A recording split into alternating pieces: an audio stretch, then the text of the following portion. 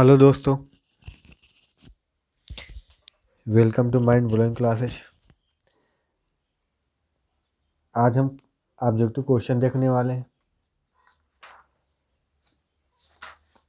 कुछ जो पिछले साल पूछे गए हैं और जो संभावित हैं अब परीक्षा में पूछे जा सकते हैं। ठीक है, और अब चैप्टर हमारा दो खत्म हुआ था, महिलाओं, बच्चों, अनुसूचित जाति सदस्यों के संबंधित विधिक प्रावधान। तो उसी के ऑब्जेक्टिव क्वेश्चन है। ठीक है, तबीयत थोड़ी सही नहीं है तो अलग मैटर है, पर वीडियो बनाया मैंने ज़रूरी समझा तो मैं वीडियो बना रहा हूँ। चलिए स्टार्ट करते हैं। अनैतिक व्यापार अधिनियम 1956 कब प्रवर्तक हुआ, मतलब कब लागू हुआ था? तो 30 दिसंबर 1956 में। ठीक है। अवयस्क बालक से क्या तात्पर्य है? अवयस्क, जो वयस्क नहीं हुआ है। तो जिसने क्या, तो इसका ऑप्शन सही हो जाएगा 16 वर्ष की आयु पूर्ण कर ली हो वो अवयस्क कहलाए, किंतु 18 वर्ष से कम का हुआ हो। ऑप्शन ए सही है। अनैतिक व्यापार अधिनियम के अंतर्गत कोई व्यक्ति किसी दूसरे व्यक्ति को चाहे उसे संपत्ति से या उसके बिना वेश्यावृत्ति के लिए उत्प्रेरित करेगा या ले जाने का प्रयास करेगा तो 3 से 7 वर्ष का कठोर कारावास और 2000 रुपये तक का जुर्माना। ऑप्शन ए सही है। इस पर व्याख्या भी दी हुई है, यहाँ पे देख सकते हैं आप। किसी सार्वजनिक स्थान से कितनी दूरी के भीतर वेश्यावृत्ति को निषेध किया गया है? मतलब कोई मंदिर है, कोई स्कूल है, कोई अस्पताल है, कितनी मीटर दूरी तक वहाँ पर वेश्यावृत्ति नहीं हो सकती? 200 मीटर। ऑप्शन सी सही है। Option C. अनैतिक व्यापार अधिनियम 1956 के दंडनीय अपराध होगा। कौन सा अपराध होगा? संज्ञेय अपराध होगा। ऑप्शन ए सही है। दहेज प्रतिषेध अधिनियम 1961 को कब लागू किया गया था? 1 जुलाई 1961 में। दहेज लेना एवं देना, दहेज लेना एवं देना किस विधि के अंतर्गत अपराध है? मैंने आपको पढ़ाया था, दहेज प्रतिषेध अधिनियम 1961 के तहत। दो व्यक्तियों के बीच अपनी मर्जी से दहेज लेने के लिए करार की गई वैधानिक स्थिति निम्न में से क्या होगी? दहेज प्रतिषेध अधिनियम 1960 की धारा 5 के आलोक में शून्य होगी। क्या होगी? शून्य होगी। मतलब कोई देने लेने की कोई बात नहीं की, फिर जो दे रहे हैं वो शून्य है उसके लिए। बात समझ में आ रही? जैसे ऐसे कोई डिमांड नहीं की जाए तब भी दे देते हैं ना, फ्रिज कूलर ले लो, अपनी बिटिया को दे रहे हैं तो वो नहीं कहलाएगा दहेज लेना। ठीक। दहेज प्रतिषेध अधिनियम 1961 की धारा 7 के अनुसार न्यायालय किस दशा में अपराधों का संज्ञान लेगा? स्वयं की जानकारी पर सही बात, पुलिस रिपोर्ट के आधार पर सही बात, अन्य नातेदार के परिवार, कोई भी, सब सही।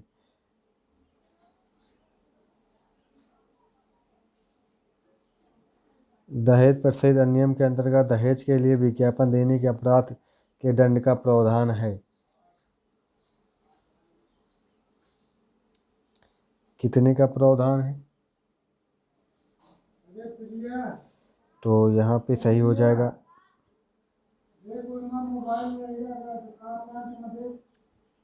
ऑप्शन डी सही। 1 माह 1 वर्ष का कारावास, 1000 रुपये तक का जुर्माना।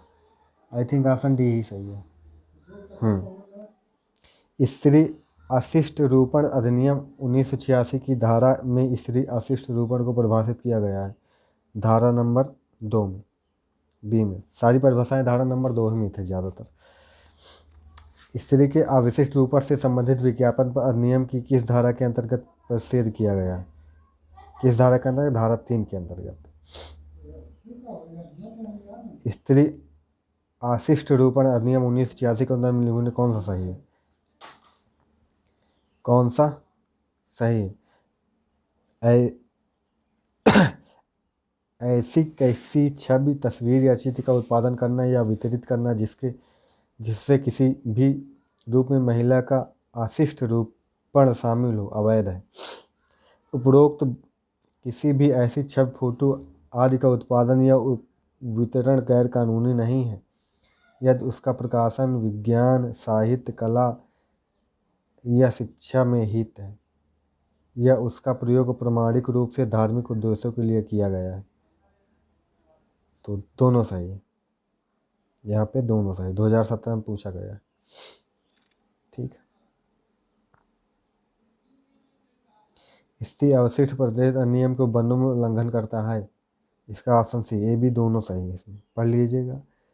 2 वर्ष कठोर या सादा कारावास, 2000 जुर्माना और 6 से 5 वर्ष का द्वितीय में प्रथम में ये आसान से ये सही है। स्थिर अवशिष्ट ऊपर के संबंध में किया गया अपराध होगा संज्ञेय और जमानती होगा, संज्ञेय होगा या संज्ञेय कि असंज्ञेय जमानती होगा। बताओ क्या होगा? संज्ञेय एवं जमानती होगा। ऑप्शन ए सही। राष्ट्रीय महिला आयोग अधिनियम कब लागू हुआ? 31 जनवरी 1992। वर्ष 1992 में स्थापित महिलाओं के हितों की सुरक्षा और प्रचार के जनादेश के साथ एक विधिक निकाय और भारत का एक शीर्ष राष्ट्रीय स्तर पर संगठन है। कौन सा संगठन है? महिलाओं के लिए राष्ट्रीय आयोग। ऑप्शन डी सही।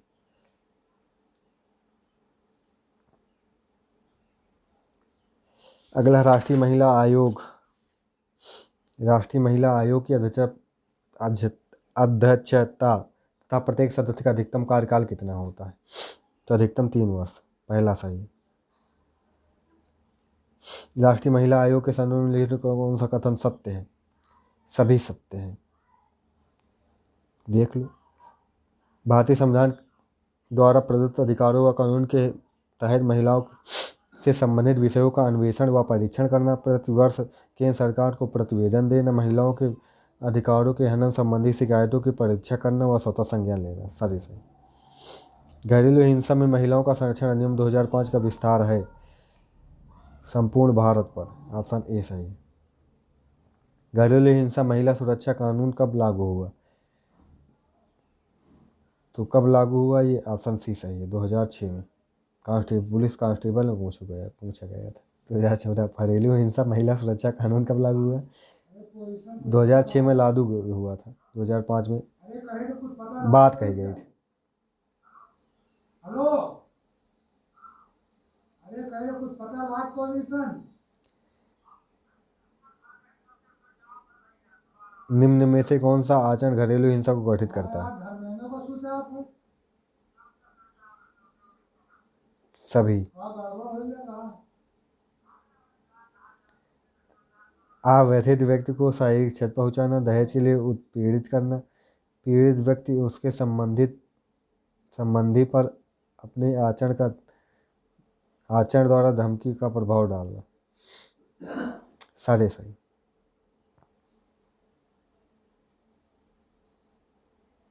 घरेलू हिंसा अधिनियम की धारा 6 के तहत आश्रय गृह व्यथित व्यक्ति को आश्रय उपलब्ध कराएगा। तो व्यथित व्यक्ति के अनुरोध पर, अगर अनुरोध करता है तब उपलब्ध कराएगा। पहला सही। घरेलू हिंसा अधिनियम की धारा 8 के अधीन संरक्षण अधिकारी का कर्तव्य क्या है?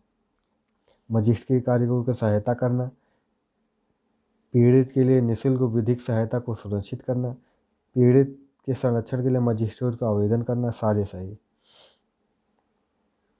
कोई मजिस्ट्रेट घरेलू हिंसा के मामले में संबंध में परिस्थिति को धनी अनुतोष रिलीफ दायर करने हेतु कौन सा आदेश पारित कर सकता है?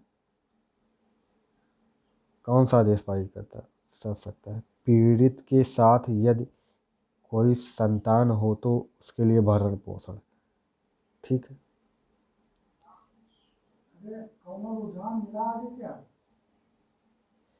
यहाँ पे सारे सही है। Option D 1 2 3।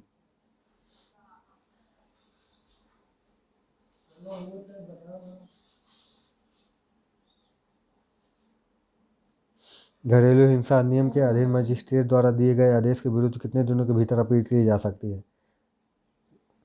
ठीक है। कितने दिनों के भीतर? हमने आपको बताया था 30 दिन के भीतर ना। ऑप्शन ए सही है।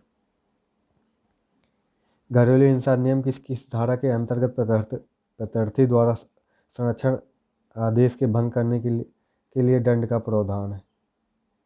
सी ऑप्शन सही, धारा 31 के तहत। भारतीय सरकार द्वारा लैंगिक उत्पीड़न से संरक्षण संबंधी अंतर्राष्ट्रीय अभिसमय का अनुसमर्थन किया गया 1973 में। महिलाओं का कार्यस्थल पर लैंगिक उत्पीड़न निवारण, निषेध और प्रतिरोध अधिनियम 2013 कब लागू हुआ? कब लागू हुआ प्यारे? तो 22 अप्रैल 1913। महिलाओं में से महिलाओं की सुरक्षा या कल्याण से संबंधित कौन सा अधिनियम पिछले 2 वर्षों में पारित किया गया? तो इसका ऑप्शन सी सही है, कार्यस्थल पर महिलाओं एवं लैंगिक उत्पीड़न का अधिनियम। लैंगिक उत्पीड़न के अंतर्गत निम्नलिखित में से किसको शामिल किया जाता है? सभी को शामिल किया जाता है। शारीरिक संपर्क का अवगुण, लैंगिक अशिष्ट टिप्पणियाँ करना, मतलब कमेंट मारना, मौखिक अनाचार, कोई भी हो, सब कुछ आता है।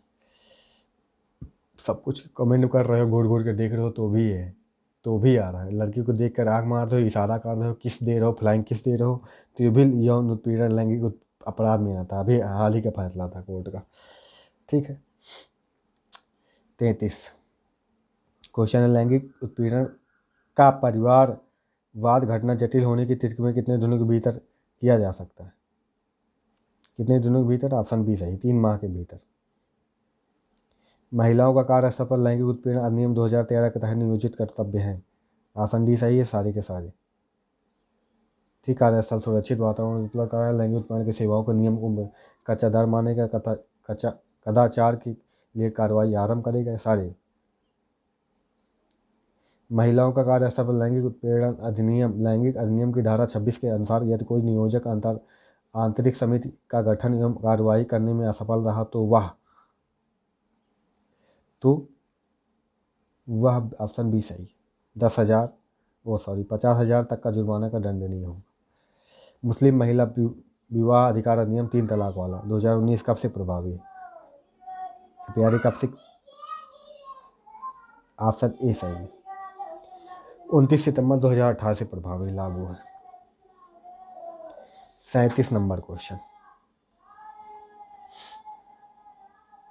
मुस्लिम महिला विवाह अधिनियम के किस धारा के अंतर्गत तलाक की घोषणा शून्य होगी?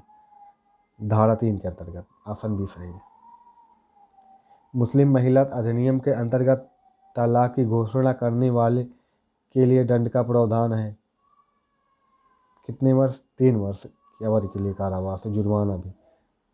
निम्नलिखित अधिनियमों को सबसे पहले पारित होने से लेकर सबसे बाद में पारित होने वाले क्रम के अनुसार में लगाइए, क्रम में लगाना है। तो इसका ऑप्शन प्यारे सही हो जाएगा सी ऑप्शन। पहले 3 आएगा, फिर 1 आएगा, 2 आएगा, 4 आएगा। पहले 3 आएगा, दहेज प्रतिषेध अधिनियम आया, मानव अधिकार संरक्षण अधिनियम आया, फिर 2 में सूचना अधिकार अधिनियम आया, फिर 4 में बच्चों को निःशुल्क अनिवार्य शिक्षा का अधिकार अधिनियम आया। ठीक है, ये दिया हुआ है। ठीक, चारों क्रम। वर्ष 1993 में महिला एवं बाल विकास मंत्रालय के अधीन एक स्वायत्त निकाय के रूप में ... की स्थापना हुई। इसका लक्ष्य है ऐसी गतिविधियों का कार्यभार बना जिनके माध्यम से सामाजिक और आर्थिक परिवर्तन एवं विकास हेतु महिलाओं को ऋण उपलब्ध कराया जा सके। राष्ट्रीय महिला कोष। ऑप्शन सी सही है।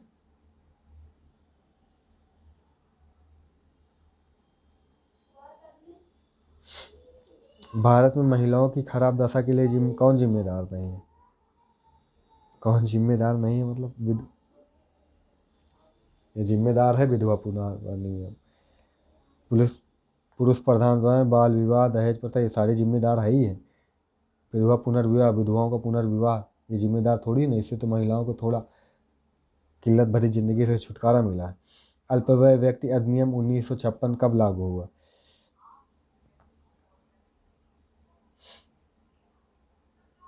1957। अपहानिकर प्रकाशन में अल्पवयस्क व्यक्ति अधिनियम की किस धारा के अंतर्गत परिभाषित किया गया है? धारा 2 के अंतर्गत। धारा 2 में ही सारी परिभाषाएं। अल्पवयस्क व्यक्ति अधिनियम के अंतर्गत कितने वर्ष में कम से कम व्यक्ति को अल्पवय व्यक्ति माना जाएगा। अल्पवय व्यक्ति कितने वर्ष के तक के व्यक्ति को माना जाएगा? 16 तक के। अल्पवय व्यक्ति अधिनियम के तहत अपहानिकर प्रकाशन के लिए कृत्य को अपराध माना गया है। सभी सही। अल्पवय व्यक्ति अधिनियम के अंतर्गत अपहानिकर प्रकाशनों के संबंध में अपराध के लिए दंडित किया जा सकता है।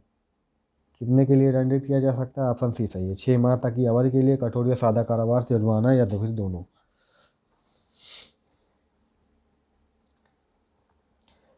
अल्पवय व्यक्ति अधिनियम की धारा 5 के अंतर्गत अन्य राज्य के जब्ती के आदेश के विरुद्ध आदेश की तिथि से कितने दिनों के भीतर उच्च न्यायालय में अपील की जा सकती है? कितने दिनों के भीतर उच्च न्यायालय में अपील की जा सकती है? 37 का 20, 60 दिन। बाल विवाह अधिनियम 2006 कब अधिनियमित किया गया? ऑप्शन डी जनवरी 2007 में लागू हुआ। मतलब बाल विवाह प्रतिषेध अधिनियम 2006 के तहत बालक का तात्पर्य क्या है? जिसने 21 वर्ष की आयु पूरी न की हो वही बालक है। लड़की में है तो 18 वर्ष की आयु पूरी न की हो। ठीक है, तो ऑप्शन नंबर ए सही है। पुरुष हो तो 21 वर्ष और स्त्री है तो 18 वर्ष। बाल विवाह प्रतिषेध अधिनियम के अधीन अनुतोष प्रदान करने के लिए निम्न में कहाँ याचिका दी जा सकती है? 50 का डी सही। उपरोक्त सभी। निम्नलिखित में से कौन सा बाल विवाह निषेध अधिनियम 2006 के बारे में सही है? केवल पी सही है, यानी कि केवल पी यही सही। अधिनियम के अनुसार करार करे गए पक्ष की इच्छा पर जो आदेश शादी के समय बच्चा या बच्ची थी, वर्दिक बाल विवाह आयोग जिला अदालत में वयस्कता प्राप्त करने के लिए 3 वर्ष के भीतर शादी को रद्द करने की याचिका दाखिल करके ऐसे व्यक्ति द्वारा अमान्यता की एक आज्ञापित प्राप्त की जा सकती है। ओके। बाल विवाह प्रतिषेध अधिनियम 2006 के अंतर्गत विवाह करने वाले पुरुष 18 से अधिक के लिए दंड का प्रावधान कितना? अगर 18 से अधिक कोई विवाह आगे की 21 पूरा नहीं हुआ, 18 से अधिक में कोई पुरुष विवाह कर रहा है तो कितना जुर्माना होगा? क्योंकि 21 से पहले शादी करना क्या है? अपराध है। 21 पुरुष के लिए 21 साल से पहले शादी करना अपराध है। 2 वर्ष तक का कारावास, 1 लाख जुर्माना दोनों हो सकता है। बाल विवाह प्रतिषेध अधिनियम 2006 की धारा 12 के अनुसार किस परिस्थिति में अवयस्क बालक का विवाह शून्य होगा? उपरोक्त सभी। बाल विवाह प्रतिषेध अधिनियम 2006 के अधीन जो व्यक्ति न्यायालय द्वारा जारी किए गए आदेश की अवज्ञा करेगा वह क्या होगा? दंडनीय होगा। क्या होगा बेटे? दंडनीय होगा। Option C. 2 वर्ष तक के लिए कारावास, 1 लाख जुर्माना या फिर दोनों। बाल विवाह प्रतिषेध अधिनियम 2006 के अंतर्गत माना जाता है क्या? माना संज्ञेय एवं गैर जमानती अपराध।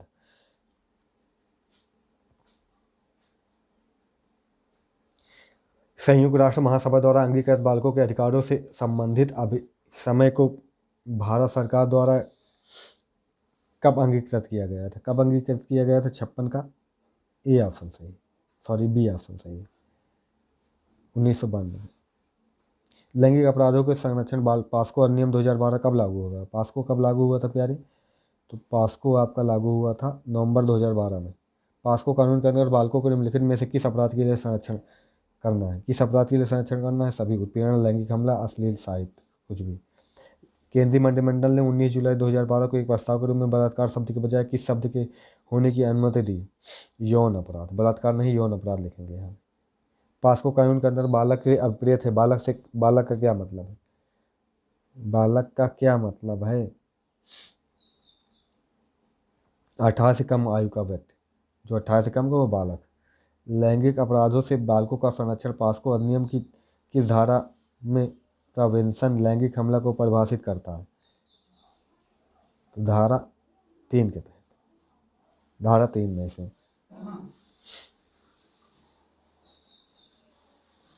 पास्को कानून के अंतर्गत प्रोपोजिशन लैंगिक हमला करने वाले व्यक्ति के लिए कितना प्रावधान है? कितने का प्रावधान है? 62 का बी ऑप्शन सही है। 7 वर्ष से अधिक और जुर्माना। पास्को कानून के अंतर्गत निम्न में से किसके द्वारा लैंगिक हमले के गुरुतर प्रोपोजिशन लैंगिक हमला माना जाता है? सभी सही है, उपरोक्त सभी। पास्को कानून की धारा 8 के अनुसार कोई लैंगिक हमला करेगा वह दंडनीय होगा। कोई लैंगिक हमला करेगा वह दंडनीय होगा 3 से 5 वर्ष की कठोर सादा कारावास और जुर्माने से। पास्को कानून के संबंध में निम्नलिखित कथनों पर विचार कीजिए। निम्नलिखित कथनों पर विचार कीजिए। उपरोक्त सभी बालक के कथन के बालक के निवास को अभिलिखित किया जाएगा। बालक के कथन अभिलिखित किए जाते समय पुलिस की अधिकारी वर्दी नहीं होगी। ये सारे सही। पास्को अधिनियम में किस धारा के अंतर्गत विशेष न्यायालय के गठन का प्रावधान है? धारा B 28। बलात्कार संबंधित कानूनों को बदलने के लिए किस कमीशन को बनाया गया था? किस कमीशन को? वर्मा कमीशन।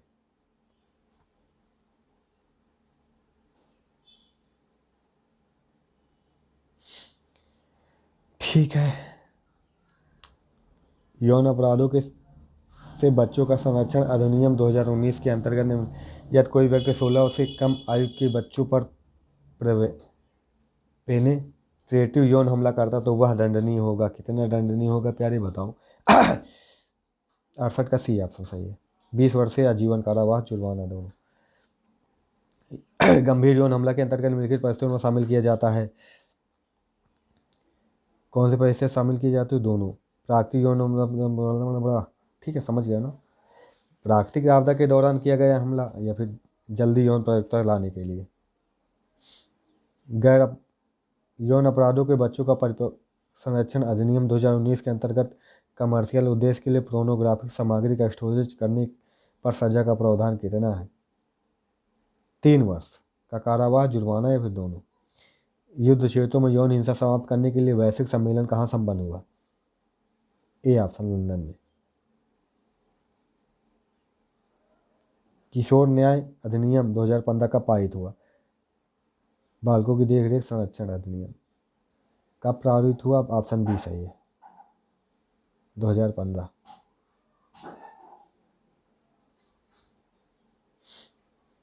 किशोर न्याय अधिनियम 2015 का उद्देश्य क्या है? तो इसका उद्देश्य है उपरोक्त सभी, ये तीनों फिल करते हैं ना। किशोर न्याय अधिनियम 2015 में लेकिन किस पर लागू होता है?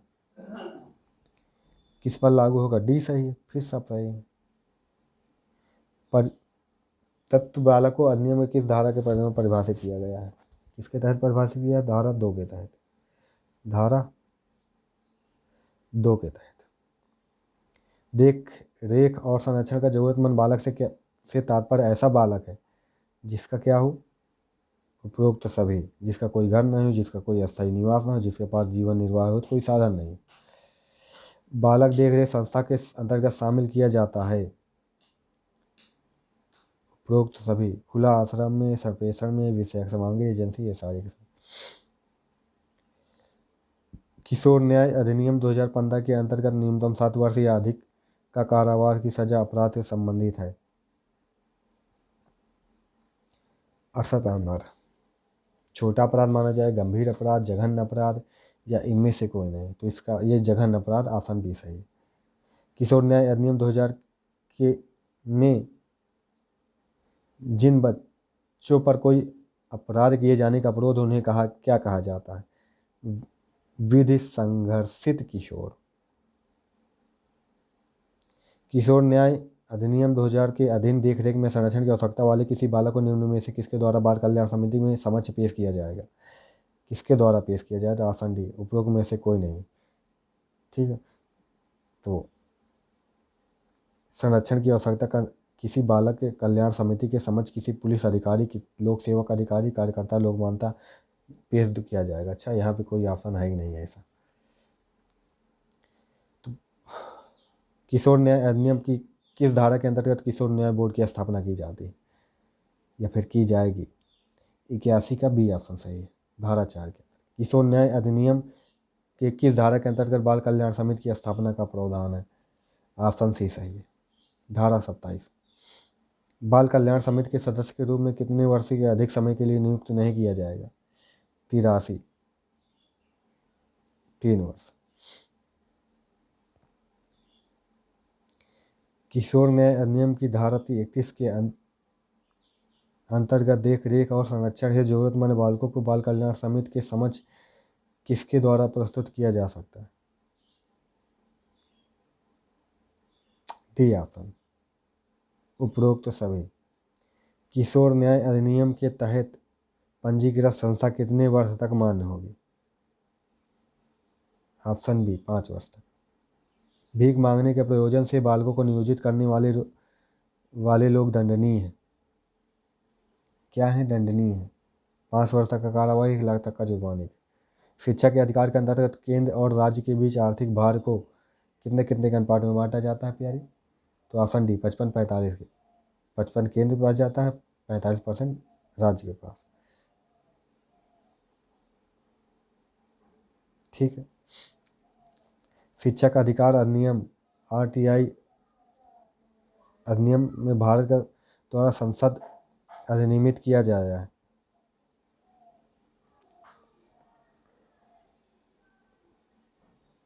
अठासी नंबर क्वेश्चन, 88 का डी ऑप्शन सही। 2009 2008 पुलिस कांस्टेबल यूपी पुलिस 2018 में आया है क्वेश्चन।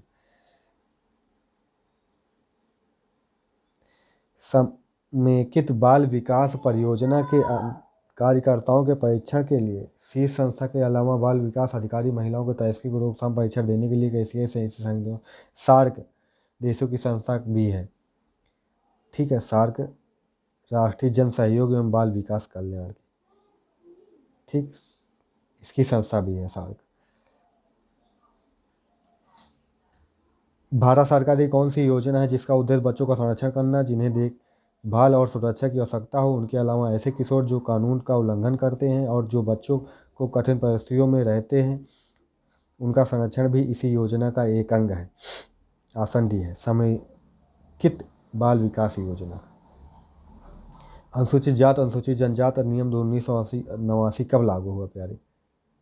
तो ये आप जनवरी 1990 में लागू हुआ।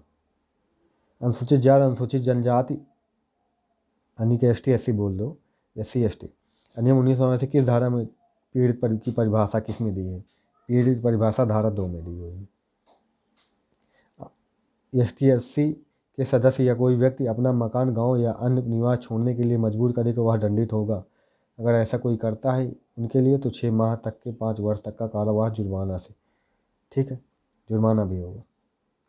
अनुसूचित जाति अनुसूचित जनजाति अधिनियम 1989 में उल्लेखित अपेक्षित कर्तव्यों की जानबूझकर उपेक्षा करने पर निम्न में से कौन दंड का भागी होगा? कौन दंड का भागी होगा? तो पहला ही ऑप्शन सही है, कोई भी लोक सेवक जो अनुसूचित जाति या अनुसूचित जनजाति का सदस्य नहीं है।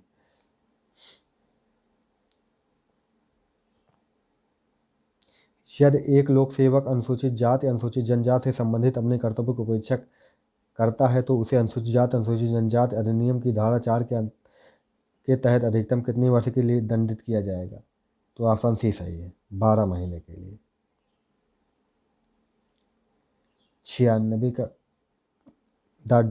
ने वनवासी अनुसूचित जनजातियों के वन अधिकारियों को मान्यता दी और FD/ST लोगों को वन भूमि का अधिकार दिलाया है। इसका ऑप्शन कौन सा सही है प्यारी? ऑप्शन ए वन अधिकारियों की मान्यता अधिनियम। निम्नलिखित में कौन सा सही है? गलत है, सॉरी, कौन सा गलत है? 97। भारत सरकार में अनुसूचित जातियों की सूची राज्य विशिष्ट के जैसा संविधान द्वारा मान्य है, ऐसा कोई बात नहीं। 2000 गणना के अनुसार देश में सभी राज्यों में से पंजाब में अनुसूचित जाति की आबादी का प्रतिशत सर्वाधिक। पंजाब में अनुसूचित जातियों का आबादी सबसे अधिक है, सही बात। यानी कि पहला ही गलत है, गलत पूछ रहा था ना, सही नहीं पूछ रहा, गलत पूछ रहा। पी नंबर गलत है। ऑप्शन कौन सा सही है? ऑप्शन सी सही। ठीक, निम्नलिखित में से कौन किसे वर्ष 2015 में संशोधन के माध्यम से अनुसूचित जाति अनुसूचित जनजाति अधिनियम के अंतर्गत अपराधों की तालिका में जोड़ा गया? किसे जोड़ा गया प्यारे, बताओ? ऑप्शन बी मैला ढोने अथवा पशु अथवा शस्त्र उठाने के लिए बाध्य करना, ऐसा कोई करता।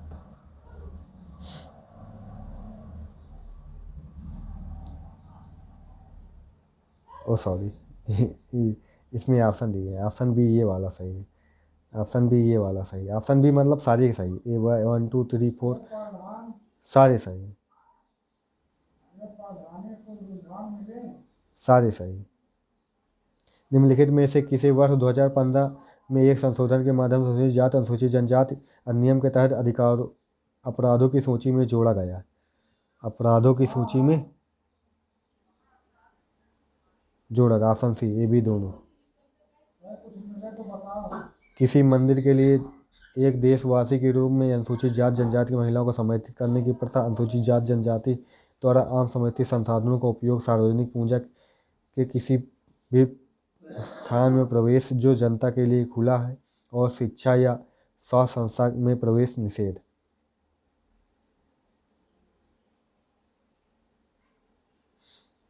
अनुसूचित जाति और अनुसूचित जनजाति संशोधन अधिनियम 2018 पूर्ववर्ती धारा में कौन सी नई धारा जोड़ी गई? कौन सी नई धारा इसमें जोड़ी गई है? तो धारा 18A जोड़ा गया है। ऑप्शन बी सही। ये थे टॉप 100 क्वेश्चन। ठीक है, इस चैप्टर के। अगला है हमारा चैप्टर मोटर यान अधिनियम एवं यातायात के नियम। वो चैप्टर कंप्लीट करेंगे, उसके क्वेश्चन देखेंगे, ऐसे ही चलते जाएंगे। ठीक है, thank you so much video देखने के लिए। मिलते हैं अगली वीडियो में।